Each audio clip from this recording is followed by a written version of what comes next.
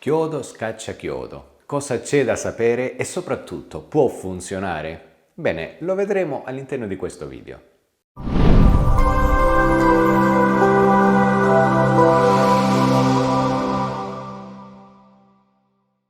Io sono Domenico Iapello, Law e Life Coach formato in PNL dal 2011 e su questo canale ti parlo di riconquista, seduzione, problemi di coppia e crescita personale.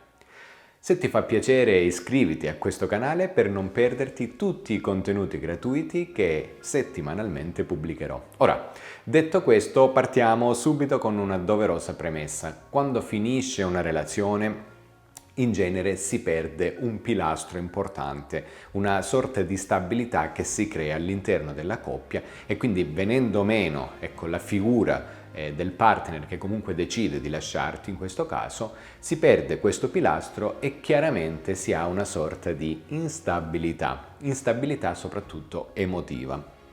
Questo come dire, in un certo senso porta spontaneamente proprio all'idea proprio di affidarsi, di appoggiarsi, di cercare di trovare ristoro emotivo prima nelle figure che ci circondano, quindi i familiari, gli amici. In genere quando si viene lasciati si tartassano gli amici in maniera quasi martellante con i soliti problemi: non mi ha chiamato, non risponde più, ha detto che non mi ama, eccetera, eccetera.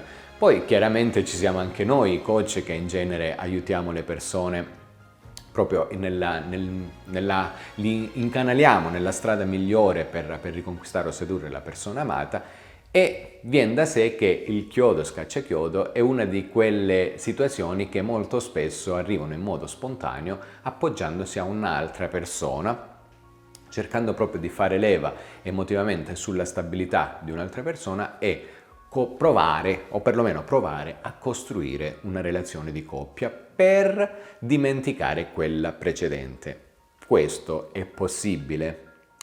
Ora ti spiego 3 punti fondamentali che è bene che tu sappia, ok?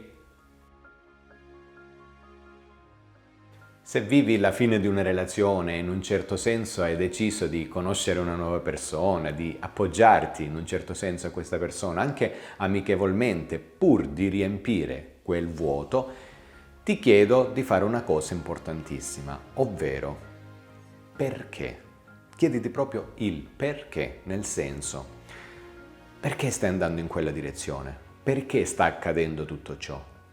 Ecco, il perché è una di quelle parole che in genere, in un certo senso, apre a tante prospettive diverse, apre a tante domande, a sua volta a tanti dubbi che che trovano risposta in un certo senso in quello che in realtà è la visione tua del futuro con un uomo o con una donna. Quindi in questo caso, chiedersi il perché ti metterà nella condizione di capire in quale vera direzione stai andando. Prendi un foglio di carta e scrivi le 5 ragioni che ti spingono comunque a incontrare un'altra persona, a cercare di vivere una relazione diversa, una relazione migliore rispetto a quella che avevi precedentemente. Ecco, cercare di capire proprio i 5 perché, ok?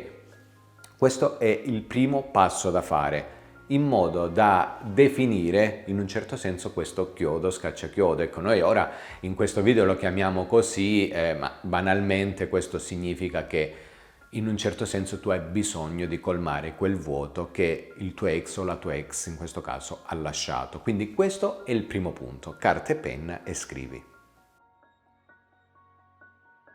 Bene, una volta che hai stabilito il perché vorresti vivere una nuova relazione, si passa alla direzione. Quindi scriverai sempre su questo foglio la mia direzione. E quello che ti chiedo di fare è proprio di disegnare, nel vero senso della parola, disegnare una strada lunga, lunghissima, e all'interno di questa strada scrivi qual è la tua direzione, verso quali obiettivi stai andando. Chiaramente bisogna consapevolizzare, cercare di capire qual è la strada che si sta percorrendo, soprattutto perché non si facciano degli errori grossolani, degli errori importanti che poi a lungo andare possono penalizzare.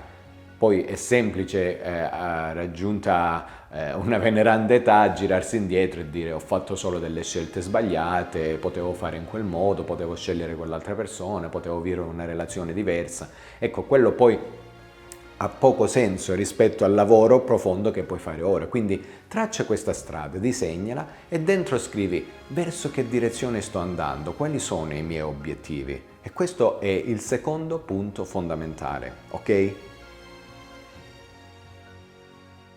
Il terzo punto, forse quello più importante, è di capire che spazio, quale spazio occupa il tuo ex o la tua ex in questo momento ancora nella tua vita. Questo spazio è superiore al 50% in termini proprio di emozioni, in termini di fisicità, in termini di pensieri, di sentimenti. Se supera il 50%, allora non concedere spazio a nessun'altra persona, nemmeno amichevolmente, perché se l'intento è quello di, appunto, amichevolmente poi cercare di capire come vanno le cose, lì si subentra in quello che è un meccanismo contorto dal quale è difficile uscire. Quindi quello che io ti chiedo, in un certo senso, è di scrivere sempre su questo famosissimo foglio, scrivere che spazio occupa il tuo ex o la tua ex in questo momento della tua vita. Okay? Se è uno spazio che ormai si è ridotto tantissimo, allora bene, puoi cercare di avvicinarti all'idea di conoscere un'altra persona, di maturare un nuovo rapporto, capire che tipo di relazione potresti vivere con questa persona, eccetera, eccetera. Ecco, diversamente no.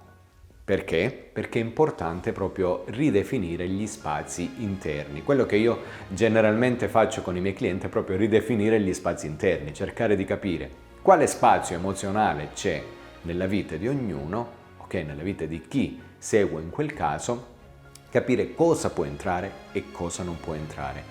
In alcuni casi rientra di nuovo l'ex, in altri casi entra una nuova persona, in altri casi entrano altre emozioni che non c'entrano nulla con una ex relazione oppure con una nuova persona. Questo deve essere più che chiaro come concetto.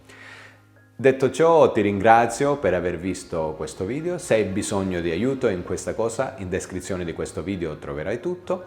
E inoltre ti consiglio di lasciare un like se ti va, mi sarà di aiuto a me e alle altre persone per capire come appunto questo video o altri video come questi possono aiutare tante persone, e commenta dandomi il tuo feedback, il tuo punto di vista, o perché no, anche consigliarmi un video che vorresti vedere su questo canale. Ti ringrazio e alla prossima. Ciao!